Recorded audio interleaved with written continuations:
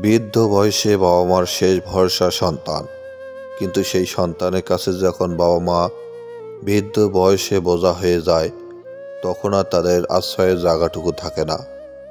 কিন্তু সেই বাবা মাদের কথা চিন্তা করে নীলফামারী কিশোরগঞ্জের সাজু মিয়া তৈরি করেছে নিরাপদ বৃদ্ধাশ্রম, যেখানে বাংলাদেশের বিভিন্ন জেলার নারী পুরুষ 34 জনের আশ্রয় মিলেছে। একটা 6 মাসিয়া বাচ্চা থাকতে বা আমার স্বামী মারা গেছে। আমার স্বামী যখন মারা গেছে তখন আমি আমার বাপের বাড়ি চলে এসেছি। আবার বাপের বাড়িতে আসিয়া ছেলেটা বড় হইলো, লেখাপড়া করলো, করে সেই ছেলেটাও আমার মারা গেছে। আমার 5 ছেলে এক মাইয়া, কিন্তু তাদের আমার বিটার জমি জায়গা লিখে দেওয়ার পরে তারা খাইতে দেয় না, ইয়া করতে দেয় না।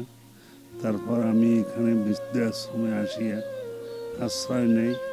পঞ্চগড় হাসপাতাল থেকে নিয়ে আসে, আমি অসহায় অবস্থায় ছিলাম, পাওয়া অ্যাক্সিডেন্টে পড়ি, দুর্ঘটনার কারণে এখানে আসতে বাধ্য হয়েছি।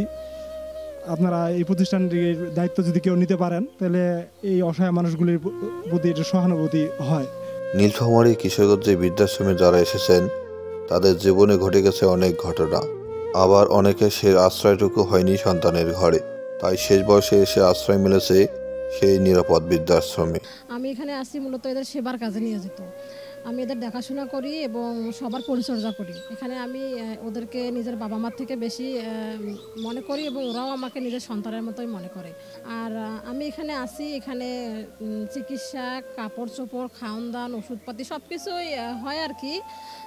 তো বিভিন্ন মাধ্যমে চলে সবার সহযোগিতায়। আর এই মূলত আমি নিরাপদ পরিচয় করি নচিকেতার সেই গানের আলোকে। ছেলে আমার মস্ত মানুষ, মস্ত অফিসার, মস্ত ফ্ল্যাটে যায় না দেখা এপার ওপার। এই গানে উদ্বুদ্ধ হয়ে এই প্রতিষ্ঠান তৈরি করি এবং তৈরি করার পরে অবশ্য আলহামদুলিল্লাহ প্রথমে শুরু করছি একটা লোক নিয়ে, এখন পর্যন্ত 170 জন বৃদ্ধ বাবা যাতায়াত করছে। সাজু মিয়া জানান, বৃদ্ধাশ্রমটা আমি প্রতিষ্ঠা করলেও সবার সহযোগিতায় বৃদ্ধাশ্রমটি চালাচ্ছি। বাংলাদেশের বিভিন্ন সরকারি বেসরকারি সংস্থা প্রতিষ্ঠান আমাকে সহযোগিতা করে। তার ওই পরিপ্রেক্ষিতে আজ বেসরকারি উন্নয়ন সংস্থা লিবে লিগেসি প্রজেক্টে আমাদের বৃদ্ধাশ্রমের মা বাবাদের জন্য একবেলা খাবারের ব্যবস্থা করে। আমরা এবাদুর রহমান স্যারকে এবং জুনায়েদ স্যারকে অসংখ্য ধন্যবাদ জানাই নীলফামারী কিশোরগঞ্জ বৃদ্ধাশ্রমকে ইফতারি আয়োজনের সহযোগিতা করার জন্য। ঢাকা শহরের অলিতে গলিতে বৃদ্ধাশ্রম লক্ষ্য করা গেলেও গ্রামে সেটা কম লক্ষ্য করা যায়, কিন্তু গ্রামের এই অসহায় বাবা মাদের কথা চিন্তা করে নীলফামারীর সাজু তৈরি করেছে নিরাপদ বৃদ্ধাশ্রম।